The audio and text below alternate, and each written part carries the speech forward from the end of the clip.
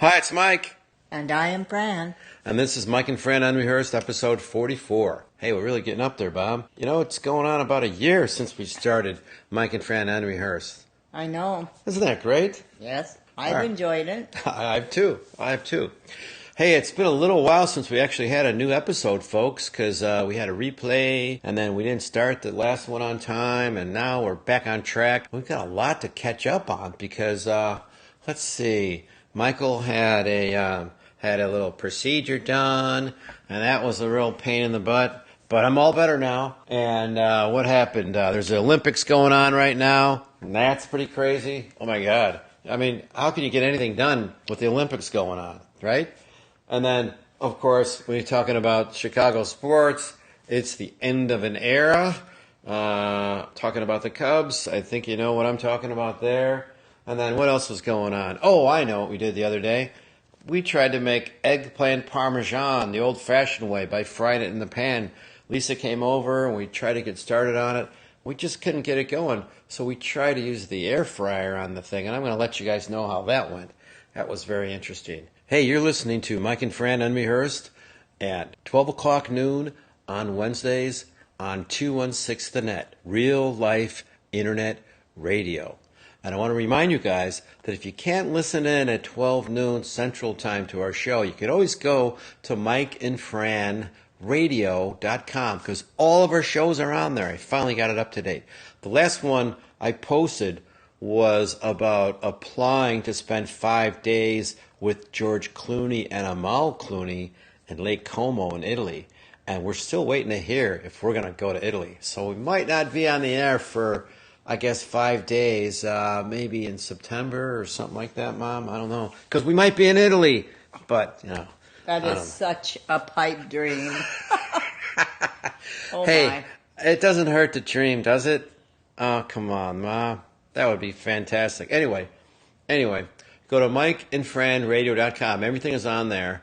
And I'm encouraging you guys to go ahead and click on our YouTube channel. Right on the website it says subscribe to our YouTube channel. So if you do that, that would be awesome. And then at the top there it says donate for your free gift. And guess what the free gift is? It's a free gift of words of wisdom from episode 1 from Mike and Fran Unrehearsed. Do's and don'ts, hints and tips from episode 1. I think we rattled off about 24, 25 of them. So it's some pretty good stuff. So give us a little donation and I'll send you that report. And I know you guys will love it. And also, if you're looking to network with other like-minded small business owners, please check out Monday's Cup of Joe networking group. So you go to Facebook and you look for Cup of Joe networking group. I'm on there. That's how I learned about 216 The Net. It's a great group of folks. It's at Mondays at 8 a.m. Central Daylight Time.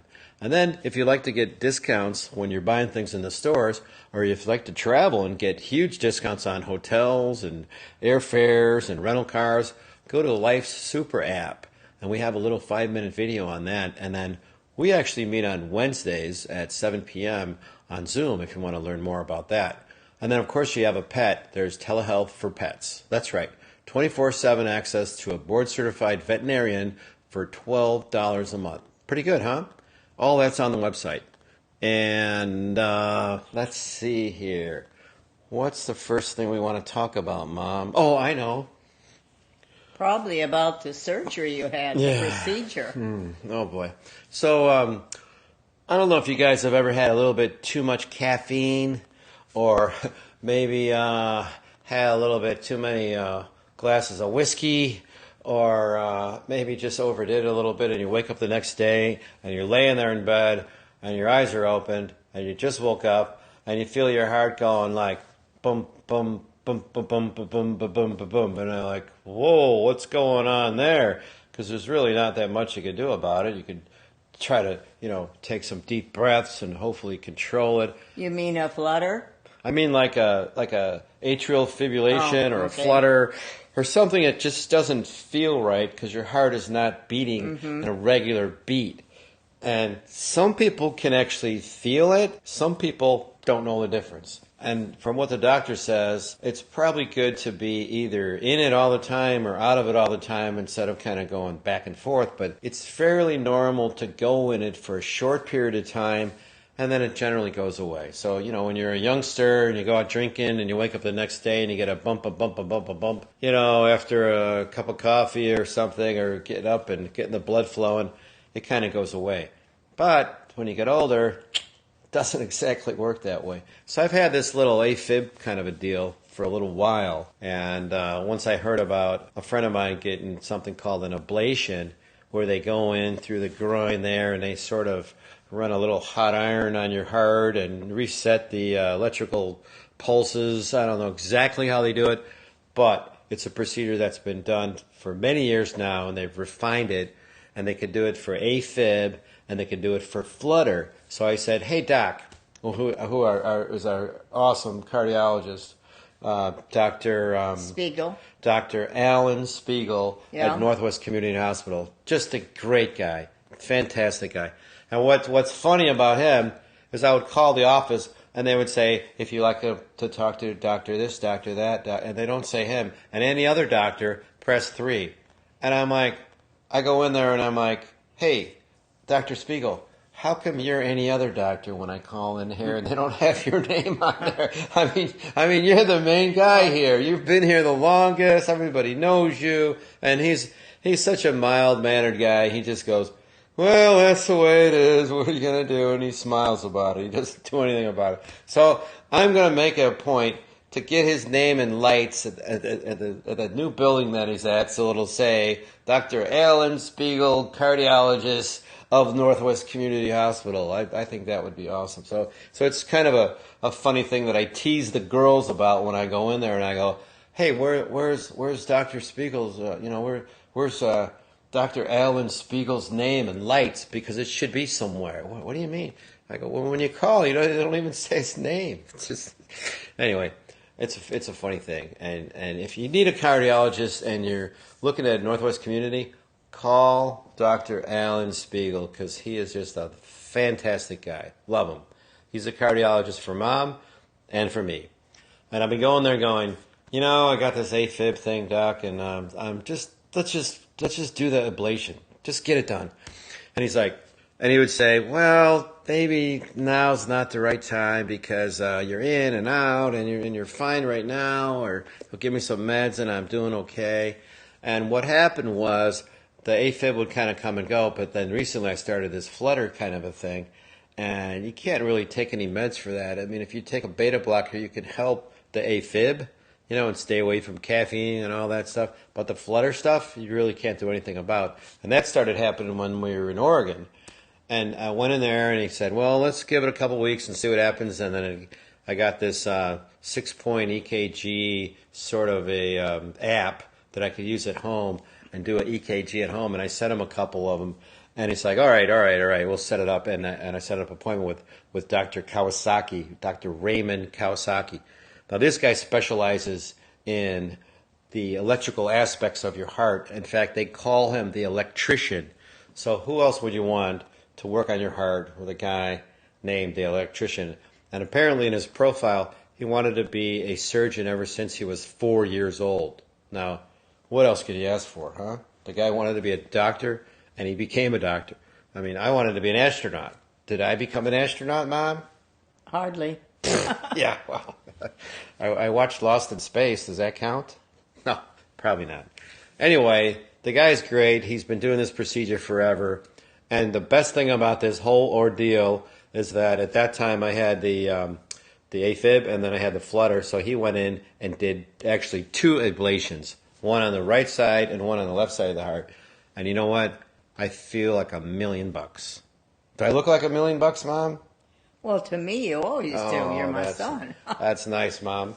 Yeah. Now I not only look like $1 million, maybe you need glasses, but I feel like $1 million, and that's the most important thing. No, it was successful, and this procedure usually is. But, it's fairly common, and I posted it, and people are like, oh, I'm so sorry. Well, it's not like I had open heart surgery or anything. It's fairly common, but a lot of times they have to do it more than once to get it right. I think they did a good job on me. it gives you this sense that if you want to work out a little bit harder than what you usually did, you can do it without having to go into like AFib and flutter and all this stuff. And so I started playing tennis around here, and then I got to pull the muscle, so I got to like take it easy. But anyway, if you're playing tennis at a condominium where we live or with association where people are in their 70s and 80s, you could feel like a spring chicken, but you still have to be able to do what? Hit the ball over the net. And if you can't do that, it's like, hey, buddy, you should practice before you play with us 75-year-olds. They've been playing regularly all along. So my brother got a kick out of that. But Yeah. they stand there and they kind of swat at them. They're not real active. But, we're playing doubles. We're playing mixed doubles. And it's fun. And tomorrow I'm going to try to be up there again at 9 because I feel a little bit better from the last time that we played. And, the guy across the street was saying, hey, Jim, I haven't played in 20 years. And he goes, hey, you played pretty good. So I don't feel so bad about that. And hopefully I'll get better. The procedure went good. I feel like a new man. I got a new lease on life.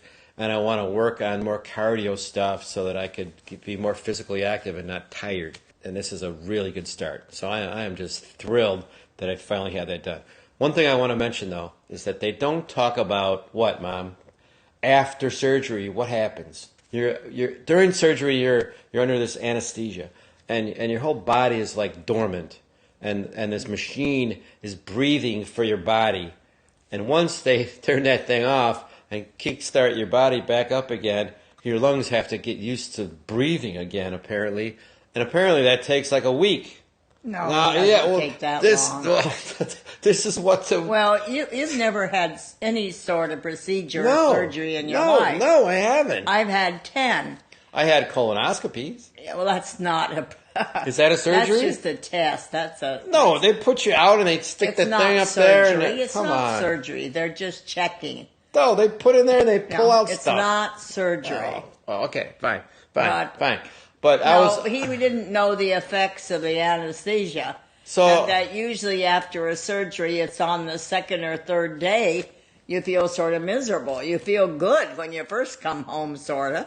Yeah. But you had to get used to that sort of procedure.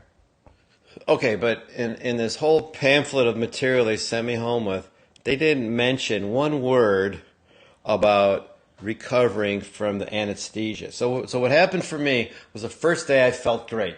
I felt like $1,000,000. The doc called. He was really cool. He's like, hey, it's Kawasaki. I'm like, hey, Kawasaki, you did a good job, man. I feel great. I feel like $1,000,000. I'm on top of the world right here because of you. Wow, I hope I have more patients like you. That's really good to hear.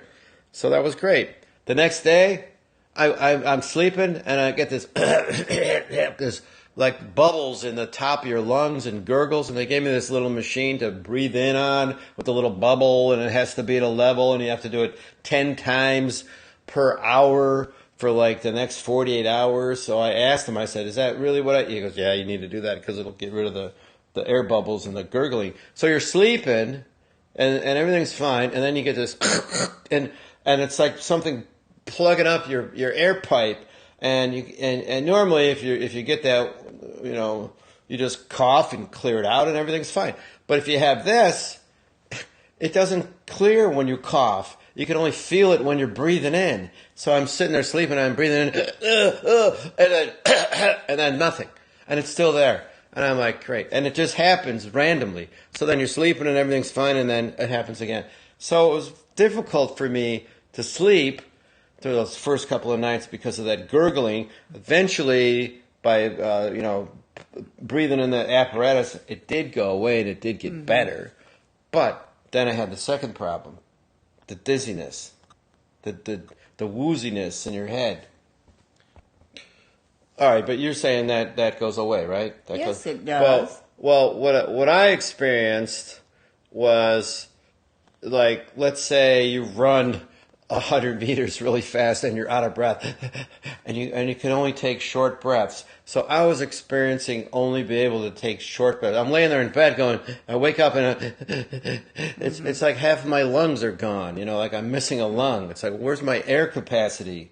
And that I guess is normal. And it slowly recovers, and you get, 100% of your lung Part of your capacity back. recovery. So you get gurgling, You know. and then you can't breathe, and you sound like Yeah. you feel like you're drowning, and then finally you're breathing better, but then you just turn your head a little bit, and it's like dizzy and woozy. Yeah. It's like when you get out of the anesthesia, as soon as you're out of it, your eyes are open, and you turn your head like a centimeter, and it feels like you're on a roller coaster. And Well, it's you're like, all holy right shit. now.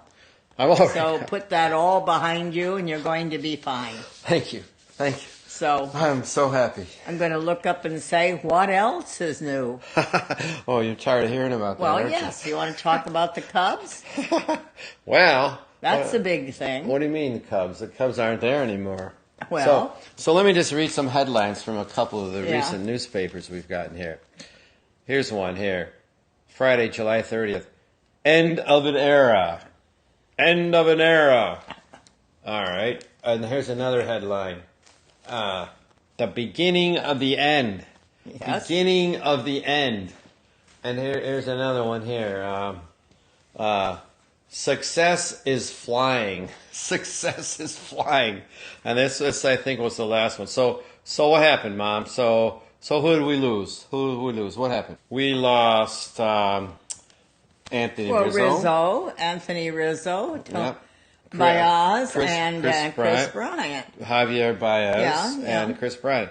Yeah, so Rizzo wound up going to the New York Yankees. Yes. Right? Chris Bryant wound up going to San Francisco Giants. And Javier Baez wound up going to the New York Mets. Yes. And guess what they each did on their first at-bat? Oh, they were all successful. They all hit a home run. Yeah, yes. Isn't that yes, great? Yes. So that's really good for them. But they will be missed because will they be. were so well liked here in Chicago. They were. But that's the name of the game when you're a baseball player. That's right. That's You right. spend so many years in one city and another one, and very few play out all of their career at Well, one team. Anthony Rizzo was kind of interesting in his comments. He said something like this. He said, "If it was up to me, I would play for the Chicago Cubs until the end of my career, whether they win or lose. I don't care. I went up with the ship. We won the World Series, and I'll go down with the ship, and I'll be here during the duration of my career as a baseball player," which I thought was kind of interesting. Now, Chris Bryant was more like, I'm always looking for a challenge, and the New York or the San Francisco Giants are a great up and coming team, and I couldn't have picked a better team to be a part of right now if I had to make that decision. So he's really thrilled. It's good he feels that way. And Javier was kind of like, I think he was like, he knew that it was going to happen no matter what, but the New York Mets are kind of like an underdog team like the Cubs, so he's in a good place, and he'll do well there. I know he will.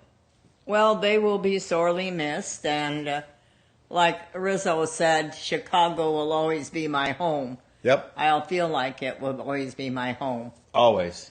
So yeah. the next big thing that is, What's the next big thing, Mom? the Olympics, Oh my gosh. which I've been sort of glued to the set. Yep. I think somebody asked earlier, what are different ways that you can procrastinate?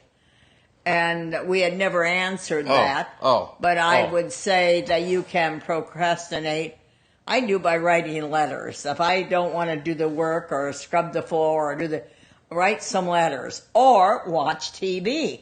Okay. So you can say right now then with the Olympics, I've been procrastinating constantly because I've been watching it from the opening and start about noon and watch it till late in the day. Yeah. I go between 4 different channels to watch it. Yeah. It's fascinating. It really is. You think that these people have worked in many cases a whole lifetime. Yep. And their whole family and their friends. It doesn't involve just them and their coaches. Oh, no. To win a medal, to be one of the best in the world. Yep. And to me, getting a bronze would be just as significant as getting a silver or a gold. Because think of the effort just to get a medal. Oh, yeah. And then to hear a lot of the stories, individual stories about the peoples. It's really quite amazing. and all of the different venues that they're competing in, I really had no idea. Summer games. I mean, it's been a while since I sat down and watched. And you always think of the winter games with the skiing and all the things they do in the winter. Well, it isn't all track and field, or No. isn't all gymnastics. Oh my God! It isn't all basketball. Come on!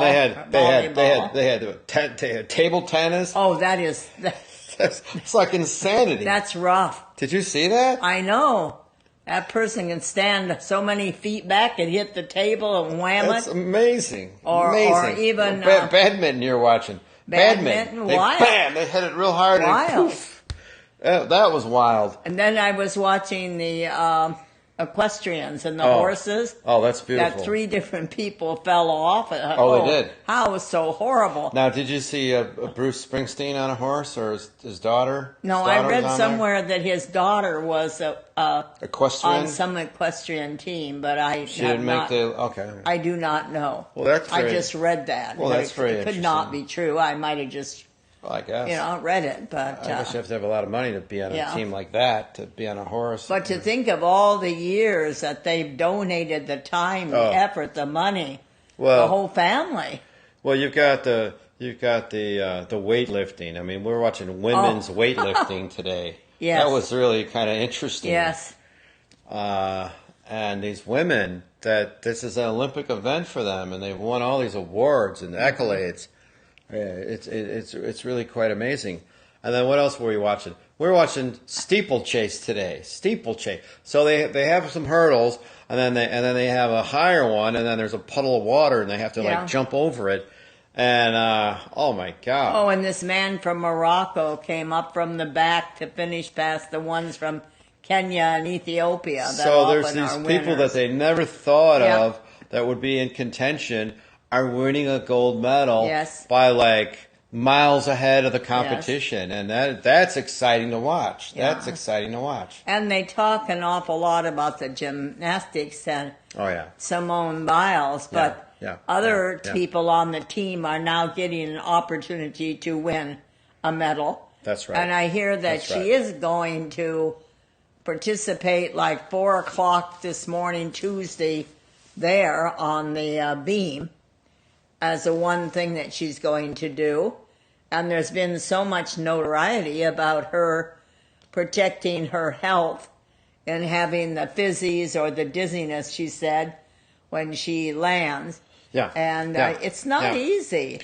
Well, it's not easy. They have to give up an awful lot. And like Phelps, the swimmer, Michael Phelps had problems of being anxious and full of anxiety and things that he had to work out. It isn't always easy. No, it isn't. At all. And it was kind of interesting that what she had said about that initial vault, that she kind of started feeling the twisties, Yeah, she called it the twisties or fizzies. And it's really, with gymnasts, it's a very common thing to feel that you're in the air and you're disoriented, and you come down wrong, or you missed a flip, or you did something that you forgot to do, or you did something you shouldn't have done.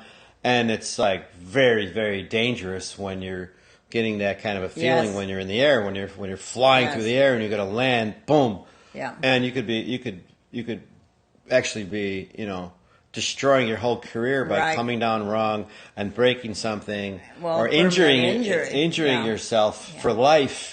And be out of the sport for the rest of, So what's interesting is that what she was saying is that because she's in prime physical health, the fact that it happened to her, she was able to land in a way that was not detrimental to her health.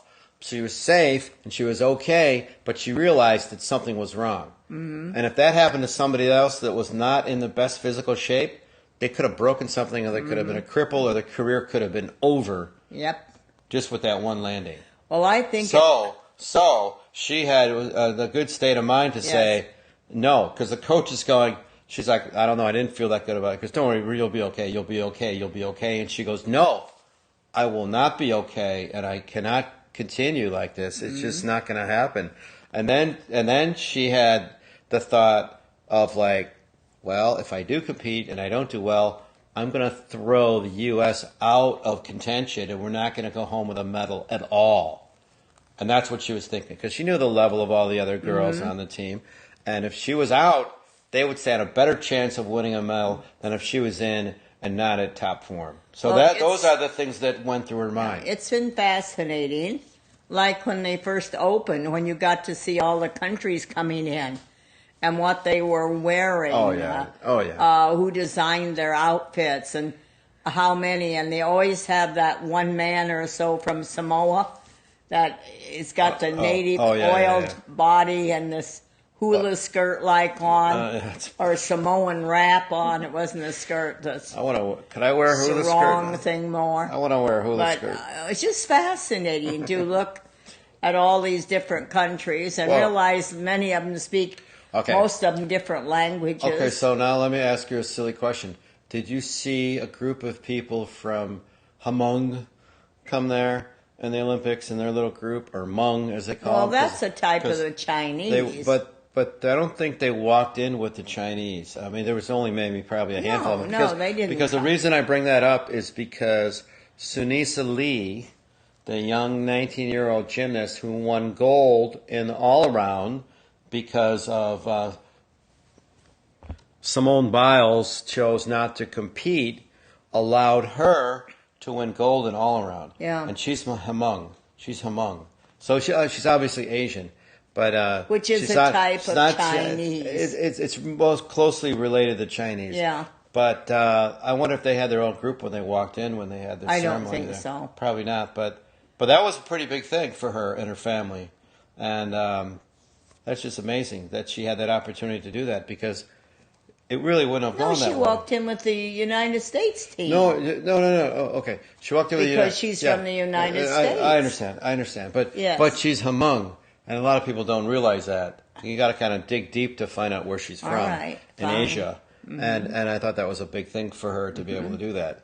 I have a friend that's an actor, and his name is Elvis, and he was in that film with Clint Eastwood a little while back. I think it was Gran Torino or something it was, when they had the Asian people and the disrespect and all this going on, and he was in that film, and now he's in California making films and things, and I still keep in touch with Elvis, because I asked him about that. Are you Chinese? Or he goes, no, I'm Hmong.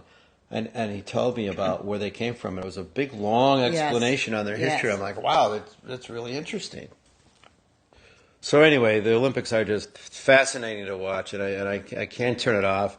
And I love every minute I turn it on and watch a very interesting competition. And of course, I'm rooting for USA all the way. And Simone Biles will actually be competing tomorrow night, I believe, because we're recording this on Monday, Tuesday, and she'll be on the balance beam. Is that right? Yes. So let's wish her the best of luck, and hopefully she comes home with gold. I'm hoping and praying that she does good. I think she's doing a different dismount just so that she could perform it without any problem. I do have to mention that yesterday we attempted to make a batch of Mom's famous eggplant parmesan. Now Lisa came over and we started frying 9 eggplants, and they were burning and they're black, and we started putting them in the fryer, the Ninja Foodie that I have, the hot air fryer, and it's great and it came out beautiful, but I could only do 3 or 4 at a time. So I had like 64 frickin' little pieces of eggplant. Well, I was cooking eggplant till 4 in the morning last night.